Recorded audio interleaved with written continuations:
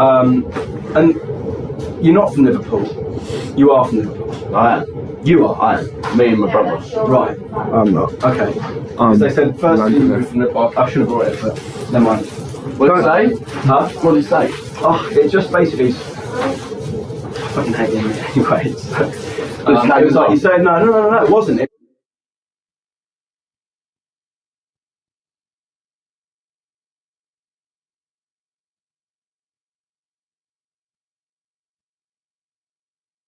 It's like the new website. Ah, it's heavy. Have you checked it out? Yeah. I've actually got one. You didn't convert on forums, they'll build up, aren't they? We can't, yeah, because Network 54 own it. So Nice. We'll keep I've it got it on the site now because no one's got it. We're keeping actually, it Enemy too. have nicked it. Fuck, I forgot to bring it. I'm printing off a news story off Enemy today. Yeah. And you're not from Liverpool. You are from Liverpool. I am. You are. I am. Me and my brother. Right. I'm not. Okay. Because they said first you moved from Liverpool. I should have brought it, but never mind.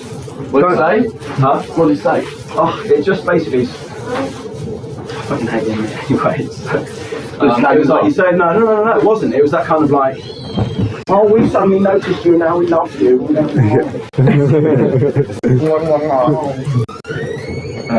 Oh, you like the tail. Yeah, I'm always on tails. I used to be cool. Cool, so we went to Dirk. Surrounding sounds. He's not here. Let's crack on. Let's crack on. They're responsible for the Dirk party chief, so they don't get any love from me. Yeah, just crack on with it because Dirk's on his. Right. He comes in with. Alright, well, give us just a quick like how, where, when the band, because when you're in a band called the Tourette's, Yeah. to start off with. Me and Snell were in the Tourette's and my brother Dirk. We started Tourette's about what, 2 years ago? Yeah, 2 years. About 2 years ago. And we only started the Tourette's really because we used to go down to this, hang out at this place called Art Rocker in Islington on Tuesday nights. It was a great night. And we were going down there, we were enjoying the bands. They had really good bands on, from not just from in London but all over the country, and they get bands in from the States and from Australia. It was a bit, a bit of an event really, and they were good, really good bands, not just like running around Some great bands, isn't it? Dublin Castle shit. It's like they put a lot of thought into who they put on, and they wouldn't let just anyone play. And so we'd go down there and we'd watch a lot of bands, we'd hang out, I'd get wasted and jump around. They play some great tunes. We've got this DJ down there called DJ Stewie Plimsolls and DJ Plimsolls. And yeah, we just got sort of friendly with him and had a good time. We were like, we were enjoying watching these bands, but they're good. They're not quite, they're what we want to watch, but they're not everything you want to see. And let's start our own band. We waited for a while, waiting to see if anyone came along, which totally filled the gap that we were missing. And it didn't happen, so we went, alright, we've got access to this room, it's an air raid shelter. And we went down there and started rehearsing, just messing around. Snell came down. We got a couple of other lads in to come and play with us, just local boys. And me and Dirk, we sort of approached the promoters about a gig. And they're like, always putting us off, They're going, get it done, maybe you've got a CD. And we're like, no. So we haven't heard you. Where's your next gig? We'll come and watch you. And we're like, oh, we haven't got anything booked. Well, we don't know what you're like. We can't just stick you on. Which goes to show their quality control. That's why we're there every week, so fair play. But eventually we went, right, Christ. So we had a couple of tunes which we'd written, and we said to these guys who we were playing with at the time, well, let's get into the studio, let's record these. And we knocked them out in half a day. Where was it? In your mate's place. Grosvenor Square, wasn't it? Yeah, so we did that. I think it was a song called Faster Than the Fastest Car and City of Hell. That was great though, wasn't it? Yeah, no, good tunes actually. We might see them later on. B-side, or maybe not. And that was just the Tourette's? As the Tourette's. And then so we got these 2 songs, we only had 2 songs. So we went down, happy as Larry, down to Art Rock the next Tuesday, have a listen to that. And but I'm not content with them taking the CD, we sort of made them put it on. Made them that night. Well, hounded them. They were a little bit, they didn't know us that well, they thought we were a bit loony, so they sort of thought, well, better just go with it. Yeah. We can always quieten them down. But yeah, they loved it. They said, "Great, we're surprised. We'll stick you on next week." So we've gone. And then panic, great. We didn't have. Yeah, so we'll go. Oh, that's great. We've got to do this. But we realised we only had 2 songs, So me and Dirk set to work and writing the rest of the set, which we did in like 4 days, I think. Yeah, we rehearsed days. We went and watched D4 that week, actually. It was Right on the news, in wasn't it? room. And after watching the D4, although not inspired musically or anything by them, it's such a great night. And me and my brother came straight back up to the bedroom and banged out, literally on the noose, whack, whack, whack. And we played it next day, didn't we? Played it next day, and then we wrote a few other songs. What was it? Holy Moly, Mother of Hell. Yeah. It's a Raid. It's a Raid, and we got set together, 7-song set, and rehearsed it up, and we played that week, and then good show. And it was like next. Yeah, so it started from there. We carried on rehearsing and playing, but it was just obvious that some things went right. The other guys were sort of part-timers. We didn't. I wouldn't say we were full-timers because we obviously didn't have anything to do full-time, but we definitely didn't have a job, so we didn't have anything else to do. There was nothing stopping us from rehearsing should we want to, which we did every night. We had our own room, so you want to make the most of it. And when people can't give you that same sort of there wasn't the same commitment, then they've got to go. But it's not like in our area there's an abundance of musicians. Musicians that are there, you already know them. You're not going to find them. So we started going out to loads of gigs. We thought, well, we're not going to meet these kids around. But luckily, we found him. And free transfer. Tommy was already in another band, and I've been eyeing Tommy up actually for about 5 years. And I've always wanted him in, but he's very good mates with the guys, and I knew they're quite a tight unit. I felt a bit rude approaching. One night, I managed to corner Tommy for night on the piss. Cornered me in some bedroom, it was. Yeah, I did actually. Yeah, but I whispered poison in his ear for about 2 hours, and then. So that was the Towers then? No, Tommy joined, and I think we did start. That's when that was Towers of London. Towers of London, yeah. Because I'm the biggest bass player in the world. No, it's all about Tommy. I didn't. No, Dirk came up with Towers of London. He had a dream one night, and it sort of figured, and it's sort of a little sideswipe to all the other bands that were around at the time. They're just such kiss-ass bands playing such mediocre music and not really doing anything, and it's like, you're all London bands, and what, are we going to be a London band? Are we going to be known as a London band? No, we're going to be Towers of London. And that's going to piss you off. Oh, imagine that singer on the bill supporting the Towers of London. So how do you describe the band to other people? Like, say your granny's on the phone. Oh, what are you up to? What a band? Oh, really? What do you like? Get your haircut. To the uninitiated person, how do you describe the band? It's full on. Yeah. Full on. Crazy, exciting, fist pumping, great tunes. It's a classic English punk band. No, I wouldn't say classic English punk band. Punk rock and roll band. Right, yeah. Because English punk, if you just use that word punk, I like punk. It's Reminds you of those idiots with my Punk's a stupid word hang out anyway, outside there. It's a stupid word anyway. Crazy We're just a great band, a great rock and roll band. Good time band. It's not got lighter, or can I open my bottle? I can do it for lighter. Pass it, I'll open it for you. Yeah, I'd say we're a good time band that get pissed off occasionally. Yeah. That's all. Like when you play. That's good. Yeah, not always though. But I think that what people are sort of getting the wrong idea about is that like the only things that people have read about us are like bad things, like the things where there's been a bit of chaos and when there's violence at gigs and shit. And trust me, that's not always the case with us. Yeah, it's never always chaos. It was one show out of 22, wasn't it? Yeah. There was 3 shows out of 22 where things went, things went a bit wayward, and we had a night of destruction, but that happens to everyone. Yeah. And if you're going to play every night, then you. No, Northampton was Cambridge and Joiners in Southampton. Break something one night. We played the Joiners. The last time we played there, the ceiling fell down. Accidentally. Show Carol. We went back. The monitor wasn't working, so that got taken off the stage. Removed from the stage. But that was completely Donnie unfair. removed it. Donnie removed it. Tried it because the first time round it was like, right, okay. The monitors became excessively annoying and they were removed. And it's to be expected if their shit doesn't work, then don't put it on there. Otherwise, it's going to get even more broken than it already is. Yeah.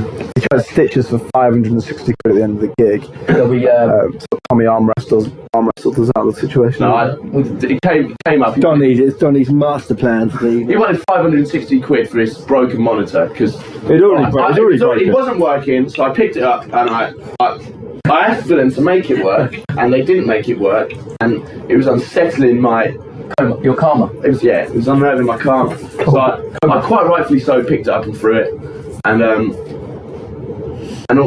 how can you break something that's already broken? And then the ceiling was already in tatters. Well, that was pissed off because they charged us 200 quid first time round. And all they'd done when we came back, we were like, we want to see a new ceiling, and all they'd done is put the old gaffer taped it back together. Like, we're already 200 quid down, you've had us over. So that already when we walked to the building was like, you know. So they tried to charge us like 500 quid, and the bouncer was getting heated about it. I said, listen, we're not little boys here. You're not going to be able to say, this is how much that costs, and we're going to give you the money. I said, I don't take you for a mug. I look at you, and I know that I'm sure you've lived a little bit. Well, we've lived too. And you're not going to stitch us up because we're not kids. I said, so you can tell us what you want and how much you want it, all you like, but you ain't getting it. So it goes on, and everyone, It's getting quite heated as well. Getting quite heated. He's there with his minders or bouncers or whatever. And then it just got to the point where it's like, well, we're not getting anywhere, because we're going to go in a minute, and you're going to try and stop us. So it's going to get nasty. I said, well, I'll tell you what. How about this? My man versus your biggest and best man in an arm wrestle. Winner takes all. If Tommy wins, then we walk out, forget about it. If one of your boys win, and you can choose whoever you want, so we'll go down the back and we'll get you 500 quid. He's like, went through this big gorilla. What do you reckon, mate? He brought him out. He brought him out from down in the basement. Honestly, brought his bouncer up from down in the basement. He goes, so what do you reckon then? You want to wake him up? Brought him out to size Tommy up. He goes, what do you reckon? Take it. And the weight went, easy. I went, right. So everyone's like, right, we've got a rest on. So cleared off the table, everyone's walking over, and I knew I've got such. There's about 80 people there, and I thought the pressure's on now. I've got such faith in Tommy. He may not look it, but he must have steel in his blood. He's strong. He's really strong, and I knew it. I knew he wouldn't lose to the gorilla. So as we're walking over, he's not riding on it already. I've gone to the guy, to make it a bit more interesting. He's done. Yeah, right then. So how about another 20 on it? Straight away, he took me for it. And then his bouncer, said, I'll back myself for a 20 as well. So I've got a bit of extra cash going on it too. Hey! Take a seat. And then Tommy romped on to victory. It was about 2-3 minute arm wrestle. Come in a sec, I'm just warming up. Yeah, I took him. Time apart. My games, I held him there. Yeah, and then we celebrated for about 10 minutes afterwards, all cheering and howling on the I got carried out the venue. They bought us a round of drinks in. Favourite of my life, that was. So what happened in Northampton then? Dirk, sit down. What happened there? Come in. Soundhouse. No, nothing there. Must be a beer, I think. Southampton. It was all in the enemy. in the major. Mate. Black mouth. Have you seen Single? You want to see him arm wrestle? Single, No. and favourite video. Southampton. Of the week. Donnie, didn't you get arrested? Oh, that was Cambridge. That was Cambridge. Yeah, that was the Cambridge thing. Yeah. That was pathetic. That was pathetic. You nearly got arrested in Southampton. Yeah. I had this projector screen hanging over the stage, like with this metal scaffolding holding it up, and it was kind of like in the way already. So I went on stage, and then these like drapes hanging down. It was pretty busy. We started playing, and the kids sort of going a bit crazy. And one of the drapes came loose, and like crowding that, pulling it down, and it was only a fucking drape. So they get pulled down anyway. Hanging on the projector, metal scaffold, it comes down. Nothing wrong with the projector, just the actual fixing just came down. It was only like cable tied up, so that's hanging in the middle of the stage. So they were like, "Oh, we're going to stop the gig." Bouncer walks on, like full song in. I've got to see if Donnie's Stop. Mate, we're stopping. We've got like 4 or 5 more tunes to do. The kids are they want to see it. Everyone's having a good time. So he's like, "Look, mate, fuck the stage." He goes off. We finished the gig, we turn the lights off, on, turn the sound off, so we end up finishing the gig like just playing out, straight out, and then walked to the stage and the old builder were waiting for us. Yeah, Where did the soul thing come from? well, you reckon No, the bouncer grabbed hold of Donnie, wriggled out of it, and just carried on. Then we were shouting, "Get lost!" to them off the microphone. I love it. Get lost. I'm in court next week. I can't really say too much about it. I'll tell you over a pint though. All right, nice. But absolutely pathetic, really. Yeah, it is pathetic. It's pathetic. Just to like change tack a bit, I mean, like a couple of people I've spoken to came to see you in your barracks. What is it? An army barracks? Yeah. It's an armour, an old air raid shelter. Air raid shelter, right? 1940s. And like the UK industry, like love it, but just kind of don't know what to sort of do with it. And it took an American company. Yeah. Like heard the story about the dude, I forget his name, who like flew here just to see you. Was like, right, yeah, on it. And then it's now setting an office up here just. Jonathan Green. Jonathan Green. Yeah. What do you think it is about America that got it? I think Especially got no balls, have they? Yeah. No balls. They bottled it last minute. Got offered loads of contracts, and it's literally last minute whack. Take it away. I think it's a sad thing, isn't it? Really. The Americans are like. There's no British label that would pick us up. You know, we're pure through and through British band, the best British band around, undoubtedly. And here we are saying, come on, fucking embrace it. And what do? They run scared. They put deals on the table. And then when it comes to the crunch, they bottle it. And you know, that just says to me what English people have been doing for years. Fucking bottling it when it comes to the big one. Signing all these pathetic little I think with the Americans, easy way out bands. Like the Americans look at the big picture as well. They're like so like big time in what they do. Like look after you so well. And they want a complete career. And they saw us. Americans are winners. Yeah. You know what I mean? Yeah. They saw us at Like like something good to go for it. 5 gigs. They saw us. One was in the city. The first time they saw us, Donnie got glassed in the face. The next one was at the in the city winners, where we got barred from the barfly. Then the next one is like we went to. Listen, they saw us once. I remember they saw us once, and I didn't know who the fuck who this yank was. He's come up to me. I'm bleeding. I've got blood pouring from my mouth, and I'm sat there, furious at the fact some little dickhead had thrown glass at me, and I never really got a chance to collar it. And this guy just in my face going, "We love your fucking band, man. You sign your band." I'm going, "Who the fuck is this man?" Yeah. I'm going, yeah, of course you are. Who are you? TDP Records, man. See, you're gonna love it in New York. And I'm thinking, I'm looking at Nathan going, bullshit away from me now. I thought he's actually full of it, do you know what I mean? But it turns out that he stuck around. Quite liked him in the end. So how are you finding it on TVT? Are they looking after you? Yeah. They're great. They're passionate as well, and they want it all. Dilute us. They're not trying to dilute us. I mean, already we were having meetings with record companies, and we had deals on the table off a lot of major labels over it. And like, I was getting second. I was not just second thoughts, but serious second thoughts about whether I would want to sign to these guys anyway. I actually called it that one of the labels, Mercury, they were in first, and I said to Nathan, I said to the guys, they had the biggest deal offer on the table, and they were, constantly in talks with our lawyers, and I said, these don't believe in us. They've got a deal on the table because they can, because they want to be in the competition, because they can offer that much money. That's why they're doing it. I said, I'm tell you what, I reckon they might even sign us. Although I've got a funny niggle that they won't. But if they do sign us, I reckon they shelve us. I reckon they're signing us. They want to sign us. They're scared. They're scared of what they might miss out on. They didn't like our band. They were sweating nervously any time they were around us. Like paedophiles, they were. No, and I just never had a good feeling from any one of them. Actually, we had a company called 19 wanted to sign us. Oh yeah. And it was a guy called Nick Shumansky who's their one guy. Top guy, really good. He's the only fucker. First guy to see us. What's supposed to be the most fake, ridiculous company. I don't give a shit about that. It's not the company signed, it's the person, isn't it? And out of all the people who were in the running for us in England, he was the only guy who actually, I think, believed it and understood it and loved what we did. Unfortunately, and he was the first kid to see us as well. Yeah, wasn't he? No! Where the fuck was that? Ripsy just found it in the merch box. I'm gonna have to say. I know when that was. Oh, Ripsy got my jeans in there. 10 days I lost my phone. I don't know. When you fell in the box. I think they're Did I fall in the box? You went collapsed in the box. Yeah, he fell in the box That's when I lost at my Rock phone. City. Rock City. Dirk fell in the box. he didn't. He did. Yeah. Yeah, it was good. Yeah. Sorry, Doc. Drink Fight Fuck's Gigi Allen song. I mean, you can kind of see comparisons in terms of like his just not giving a fuckness, and especially you guys compared to what else is around. there much inspiration from there and where else? None whatsoever. Never heard of that guy until Comparison some made by a Nathan made a writer. t-shirt. So comparison made by a writer who wrote about us, compared us to G.G. Allen, and he said, I think the headline was "Drink, Fight, Fuck." No, it had to. Yeah, for the first. Towers London, drink, fight, fuck. Drink, fight, fuck. Towers London do it all day long. But we're not like G.G. Allen at all. Okay. And Donnie, like specifically you, like you can see your fucking aggression on stage and it's real. But where does that come from when you're up there? What makes you want to?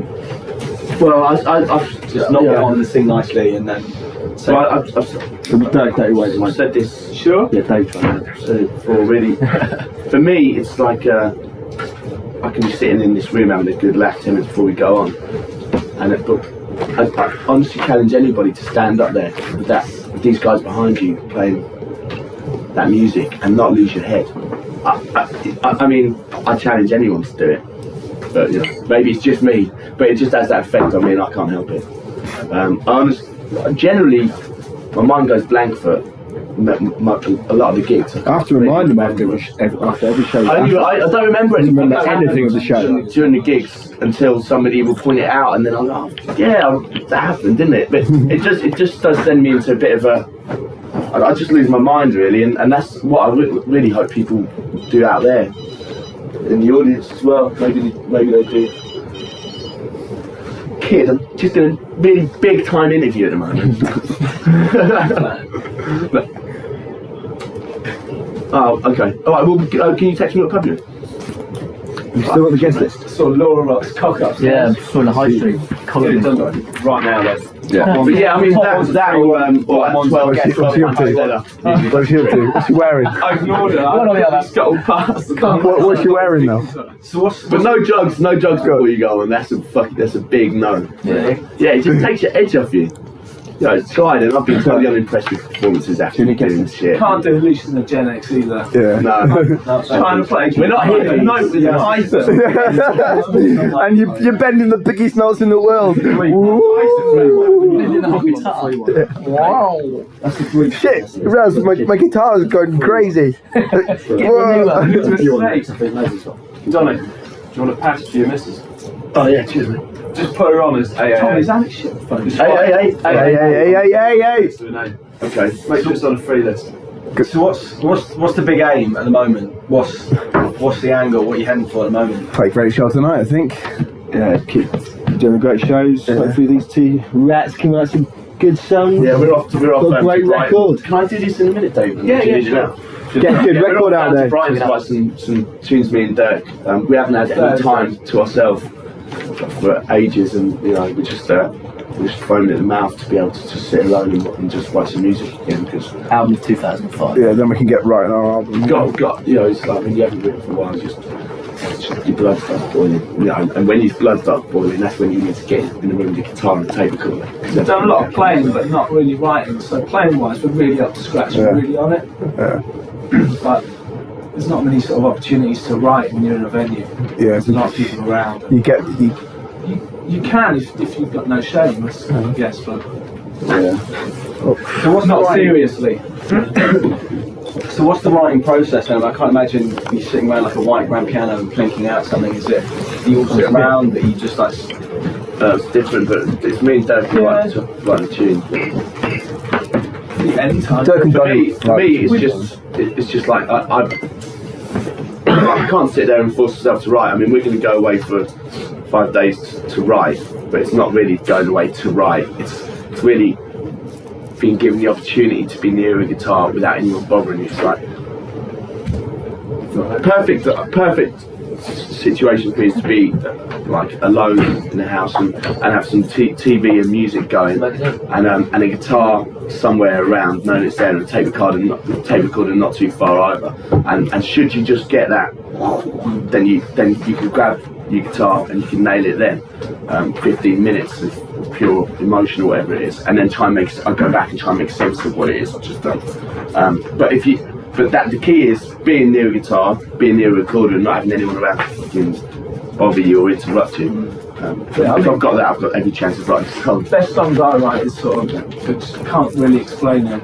It's like a form of semi-consciousness. It just happens, you know what I mean? It takes you away. Try and get some, if you can get some like close access to the Yeah. stream. Cheers. Alright, so what do you think is that people like about you?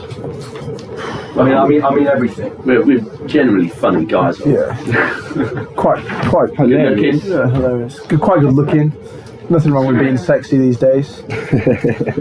No, Tom, you remind me of the lead singer of the Black Crows so fucking much. Who? Tom Man. Why do you call me Toe Man? Where's he get that from? Where'd you get Toe Man from? These guys call me Toe Man. Only these guys. Oh, please. Oh, I wish you did that. Sorry, what did you say? I think what we do on stage is just something completely like kids haven't seen in years. We're just having a great time on stage. Yeah. We're playing some great rock and We're roll. a real band. Yeah, it's quite. It gets quite hilarious on stage. You know, some of the things we do. People are are quite fun. half-assed. There's a lot of half-assed bands out there, aren't there? So why, I mean, with us, we one thing guaranteed is you can't be in this band and give less than 100%. You can't. It's just not possible to do it to the music. You don't do it justice. And when you start doing that, you can't play anymore. So while we're doing that, while we're giving 100%, we're giving 20% more than every other fucker out there. Because no one knows what it means to lose your head. You know what I mean? To be totally absorbed by what you're doing to the point where your eyes are gonna pop out. And a lot of people can play music and can play every chord in the book and every note, but then you haven't got it in there, and it's in there that counts. If you've got the music in there, like I think we have, I think it is the difference, and I think that maybe people can see that we're the real deal. We're a proper band. We've got moves as well. So we're not just doing it for like. I'm not a guitarist. I'm not a great guitar player, but I can play 7 chords, and I don't know any more than that. And I don't know when you go from there to B. I don't know what that is, and I don't know what that is. And I couldn't play any bit of lead if I tried. But sounds good. But I can write a good song, and I can get across what I'm feeling sometimes. And a lot of people can't do that. And no matter how good you are technically, you can't teach. What we've got. You know what I mean? You can't teach it, and you'll never be able to learn it. What do you think is that people don't like? 'Cause I mean, I'm on the forums, and you see people like, I'd love to be a band, that people seek you out. Seek you out to diss you. That's so flattering. It's hilarious. They really go out of their way. Yeah, what gets people's backs up? What is it? Maybe they've been out and we big time. Yeah. maybe we jumped the queue before them at Death Disco or something. And they're like, that's what it is though. A lot of people It's just stupid stuff. It's really personal because you've probably like been Don't out, care. They rarely say about the played on music. same gig as them or something and like blown them away or something. It's so bad Yeah, work. but there's a lot of jealousy. But I like when I realise I'm annoying someone. It's not like I'm going to stop. When I realise what it is that they really hate about me, I'll turn it on a bit more. Especially because if they're annoyed with me anyway, it means that they're a cock because they don't get my sense of humour. So I just want to increase it. The 5. So Off the that. Yeah. All right, sweet, cool. Hedge one. All right, give us Hotel tonight. give us a quick, just like what are you guys listening to at the moment, like old stuff and new stuff. Skids, Into the Valley. Yeah, Grand Coxon, thinking out like that. Yeah. Beastie Boys. Pistols Fight going in the Your van on the way up to there. Someone gave me a Cockney Rejects album the other day. Because someone had said that we were like them. I don't think I want to hear the Cockney Rejects. No, you heard them. We heard them the other day. They're all But there's nothing really new that's out there that I've actually bothered to get my arse and go out and buy. Cause there's just nothing exciting. And we haven't had time. Yeah, just listen to the ones we've got in the van. We've been living in that. like the old Like greatest that. hits and Like a bit of Rod compilations and Stewart. shit. Yeah. But John as well. Elton John, Sting of the I went Police. bowling yesterday and I put my name down as Rod because it was full of hair fuckers. I see them all checking me out going like, yeah, and they're hacking tops going, fuck what cunt. And I was like, no, they're thinking, so I went, they were looking, I went, Rod. Perfect. Right, so listen, I haven't got much longer. So, Roy. can I just get a shout? Like, with Taz, you're watching Clip Music. Is that alright? Click music. Yeah. Clip Music. Yeah. Clip. I'll do it. With Towers of London, you're watching Click Music. dogs. Man. That's heavy. Cheers, guys. Well, listen, I look forward to tonight. Fucking Yeah, hell. Good time. Good to Yeah, nice to finally meet you. Nice friendly rock sound. Still, man. Or stop. I'll see you up there. I'll be at the front. Just ready to catch. Okay. Nice. Generally just being a nuisance. That's it. Yeah.